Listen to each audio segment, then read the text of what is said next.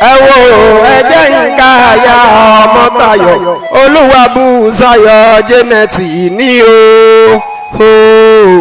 ìyá success ìyá precious mo kí ọ fún tọdún èyí o Adédìjì Bùsáyọ̀ o olówó orí rẹ̀ ríran mi níṣẹ́. Ìdòwú Iyétúndé Ajíṣeré pa nínú kákéwì Sùnjálá ilé oníkan òní ni mo dé sí. Olúwabùsáyọ̀ gangan lẹni tí ń ṣayẹyẹ ọjọ́ tí a bí i. Gbogbo March 29 lọ́dọọdún Kèrèmí kọ́ ọjọ́ bí ìyá Praise ní ẹgbà bẹ́ẹ̀.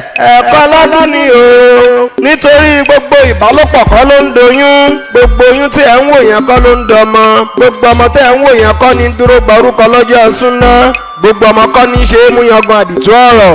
March 29 ni ẹ̀yin ènìyàn wa òun lọ́jọ́ bí aya Ọmọ́táyọ̀ Táyọ̀ ọmọ ìyá àjẹ́ gangan lèmi ń ké sí.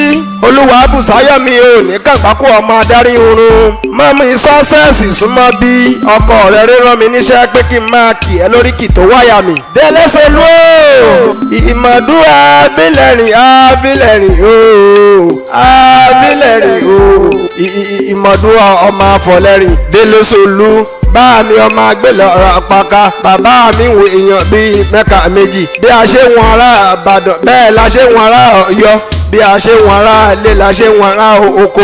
Ẹ̀rìnmòjé ẹni Ẹ̀rìnmòjé bá lọ́wọ́ jẹ́ wọ́n ní ó tún ọwọ́ bàbá wọn ṣe ni. Bó ṣe ká ń dún bó ṣe ká ń dá ọmọ ìmọ̀ràn ẹnìkan ò jọ bọ̀rọ̀.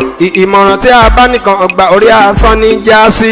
Ẹ̀rìnmòjé ọmọ Sàájà ọmọ iléèwé Ládọ́gba òróró mọ́rú lẹ́rìn. Wágun wọ́n ní kí wọ́n má máa wá ìrìn lọ sójú ogun. Bàbá wọn ní kí wọ́n bá fẹ́ wá ìrìn lọ sójú ogun kí wọ́n tọ́jú àpò ìdẹ, kí wọ́n tọ́jú ìbọn àjípèrè, kí wọ́n tọ́jú ọkà bàbà. Ẹni Ẹ̀rìnmòjé bá ta lọ́fà tí ó bá kú tó bá dọjọ́ méje wọ́n ní kí ó máa forí wọ́wé lọ bí iṣu. Ẹni ọkùnrin Ẹ̀rìnmòjé bá fọwọ́ bá tí ó bá lóyún àjẹ́ wípé ọmọ tọ́ nínú Olúwa rẹ ni. Adédìjì Olúwabùsáyọ̀ Janet o òní lọ́jọ́ bí rẹ. Gbogbo March 29 ò nídìí ìbàjẹ́ láéláé.